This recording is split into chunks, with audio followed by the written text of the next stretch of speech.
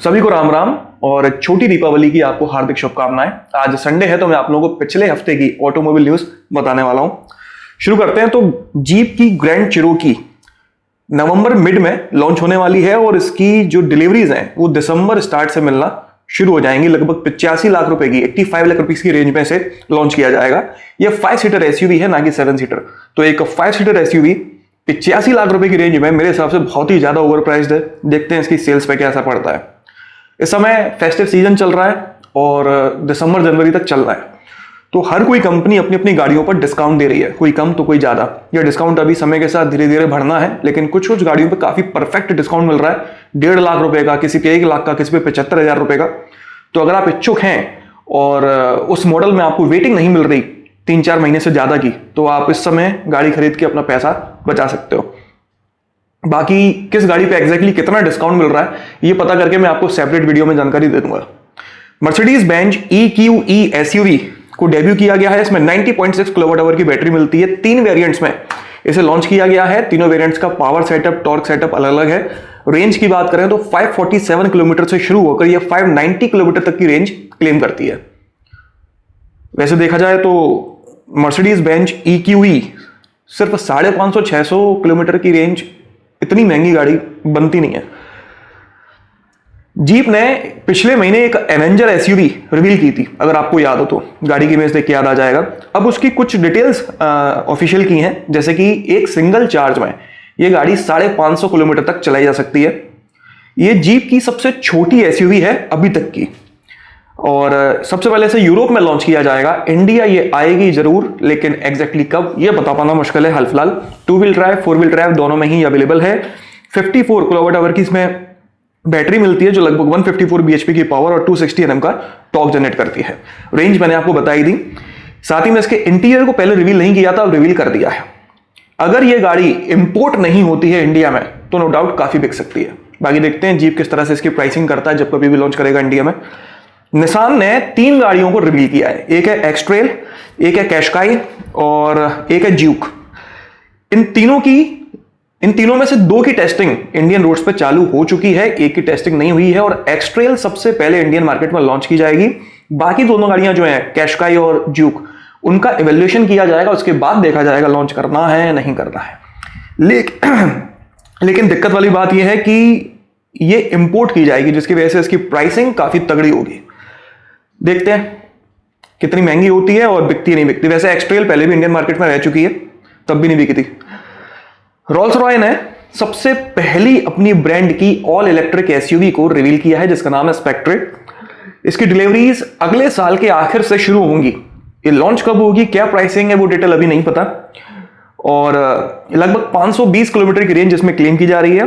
0 to 100 kilometre per hour की speed को ये सिर्फ 4.5 सेकंड्स में अचीव कर लेती है। फिर से वही बात, भाई करोड़ों की गाड़ी होगी है, 7, 8, 10 जितने भी करोड़ की होती है, और उसके बाद में मात्र 520 किलोमीटर की रेंज लॉजिकल नहीं लगता। इससे अच्छा तो 1000 किलोमीटर तो हो कम से कम, इतना पैसा खर्च करने के बाद में।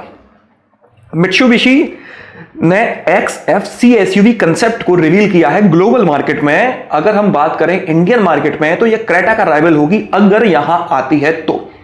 मित्सुबिशी कंपनी आप लोगों को याद होगी, कुछ समय पहले तक पॉपुलर भी थी, कुछ गाड़ियां काफी पसंद भी की जाती थी, लेकिन अभी ये लोग एकदम से 20 साल नहीं, 1 साल के लिए गायब हो गए थे। इस गाड़ी की बात करें तो सबसे पहले इसे वियतनाम में लॉन्च किया जाएगा, उसके बाद भरोसा नहीं है, मेरे हिसाब से तो नहीं आने इंडिया में। आगे बढ़े तो भाई इनोवा हाईक्रॉस लॉन्च होने वाली है। ये आप कई जगह देख चुके होंगे, पढ़ चुके होंगे, मैंने भी आप लोगों को पहले बता रखा है। कब लॉन्च होगी, अगले साल के फर्स्ट क्वार्टर में लॉन्च होगी। लेकिन अभी एक जो लेटेस्ट न्यूज मिली है वो ये कि इनोवा हाईक्रॉस का एक रीबेस्ट वर्जन मारुति के शोरूम पर भी आपको खड़ा दिखेगा। उसका नाम क्या होगा नहीं पता। ये पहली टोयोटा की गाड़ी होगी जो मारुति वाले रीबैच करके अपने शोरूम से बेचेंगे। अभी तक टोयोटा वाले ही कर रहे थे, तो देखते हैं भाई टोयोटा वालों के शोरूम से मारुति की गाड़ियों की सेल उतनी अच्छी नहीं रही। अब देखते हैं कि टोयोटा की गाड़ी की सेल मारुति के शोरूम से कितनी रहती है। अगर अच्छी हुई तो दोबारा बेइज्जती होगी। दोबारा क्यों, इसलिए क्योंकि अभी हाइराइडर की बिक्री कम हो रही है, ग्रैंड विटारा की ज्यादा हो रही है, इसलिए ये वाली बात बोल रहा हूं मैं। आगे बढ़ते हैं तो भाई हुंडई ने ग्लोबल मार्केट में ग्रैंड्यूर सेडान को रिवील किया है। यह सेडान काफी एक्सपेंसिव है और सोनाटा के ऊपर वाली सेगमेंट में आती है। ये सोनाटा इंडियन मार्केट में एक समय पर हुआ करती थी, अब वो काफी सेक्सी इसको लुक्स दे दिए गए हैं, लेकिन इंडियन मार्केट में वो नहीं है। और होगी भी तो सेडान्स का मार्केट इंडिया में तो खत्म हो चुका, कोई सेंस नहीं इसको यहाँ लॉन्च करने का। कुशैक के एनिवर्सरी एडिशन को लॉन्च किया गया है 15.59 लाख रुपीस में। कोई ज्यादा नहीं, हल्के फुल्के कॉस्मेटिक चेंजेस हैं। 10 इंच की टच स्क्रीन मिल जाती है, वही 1 लीटर और 1.5 लीटर पेट्रोल इंजन है। और प्राइसेस की बात करें तो 30,000 रुपए, 30,000 रुपीज महंगी है स्टैंडर्ड वर्जन से। i20 डीजल डिसकंटिन्यू होने वाली है 2023 अगले साल से। ऐसा क्यों? क्योंकि real driving emission norms apply होने वाले हैं इंडियन मार्केट में 1 अप्रैल 2023 से। उसके बाद होगा ये कि जो सेलेक्टिव कैटालिटिक रिडक्शन है, जो महंगी वाली मतलब 2 लीटर डीजल इंजन जो हैं वो ऑलरेडी अपग्रेडेड है, लेकिन जो छोटे डीजल इंजन हैं उनको अपग्रेड करना पड़ेगा 1 अप्रैल 2023 के बाद। उस अपग्रेडेशन की वजह से डीजल इंजन और महंगा हो जाएगा और बिक्री वैसे ही कम चल रही है और कम हो जाएगी। तो लॉजिक नहीं बनता अब i20 डीजल को बेचने का अप्रैल के बाद। और ये सिर्फ i20 के साथ ही नहीं होगा, इस सेगमेंट में जितने भी छोटे इंजन डीजल इंजन वाली गाड़ियां सब पे इंपैक्ट पड़ेगा। तो हो सकता है कि 10 या 12 लाख रुपए तक की सेगमेंट की जितनी भी डीजल गाड़ियां हैं सब पे इंजन्स मतलब डीजल इंजन्स डिसकंटिन्यू हो जाएं या बहुत महंगे हो जाएंगे। तो भाई धीरे धीरे डीजल गायब हो रहा है इंडियन मार्केट से, इलेक्ट्रिक धीरे धीरे अंदर आ रहा है और जब तक जिंदा है पेट्रोल सीएनजी हाइब्रिड तक जिंदा है। आगे बढ़ते हैं तो गुरखा 5 डोर को पहली बार इसके इंटीरियर वगैरह को देखा गया, आप अपनी इमेजेस देख पा रहे होंगे। लॉन्च जल्दी ही होगी, वैसे कायदे से तो लॉन्च हो जाना चाहिए था, अभी फेस्टिव सीजन चल रहा है लेकिन नहीं हुई, देखते हैं। Mercedes Benz GLB 7 seat SUV दिसंबर में लॉन्च होने वाली है। टोयोटा वाले ने एक टेजर नाम की SUV का नाम ट्रेडमार्क किया है।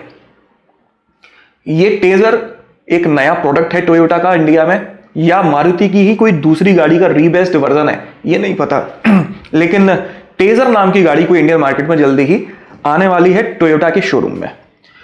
ग्रैंड आई10 नियोस का कॉर्पोरेट एडिशन जो अभी 2-4 महीने पहले लॉन्च किया गया था उसे डिसकंटिन्यू कर दिया गया है। और आगे बढ़ते हैं तो भाई टू व्हीलर मार्केट की बात करें तो ओला वालों ने एक base variant S1 electric scooter को लॉन्च किया है 79,999 में। इको मोड में ये 101 किलोमीटर की रेंज क्लेम करता है। टॉप स्पीड है इसकी 90 kilometre per hour, 2.5 kilowatt hour की बैटरी मिलती है जो 4.5 किलोवाट की पावर जनरेट करती है। ये जो मैंने प्राइसेस आपको बताए हैं 80,000 रुपए, ये दिवाली तक है, मतलब कि कल तक। इसके बाद ये 85,000 रुपए की बिकेगी। तो भाई अगर अवेलेबल है आपके अगल बगल कोई ओला का शोरूम तो खरीद लो, नहीं तो दिवाली के बाद आपको 5,000 रुपए लगभग ज्यादा खर्च करने पड़ेंगे। डुकाटी स्ट्रीट फाइटर V4 का अपडेटेड वर्जन अनवील कर दिया है, जल्दी ही यह लॉन्च होने वाला है। इसी तरह से TVS रेडर 125 का एक अपडेटेड वर्जन जिसमें 5 इंच की TFT डैश स्क्रीन जोड़ दी गई है, उसे लॉन्च किया गया है 99,990 रुपीज, मतलब कि 1 लाख रुपए में। तो भाई न्यूज इस हफ्ते की तो बस इतनी ही थी। एक बार और आप सभी को छोटी दीपावली की हार्दिक शुभकामनाएं। इस वीडियो में तो बस इतना ही। अगर आपको ये पसंद आया हो तो उसे लाइक कर दीजिएगा, इस चैनल को सब्सक्राइब कर लीजिए और बेल आइकन को दबाना बिल्कुल ना भूलना। आपका दिन शुभ रहे, धन्यवाद।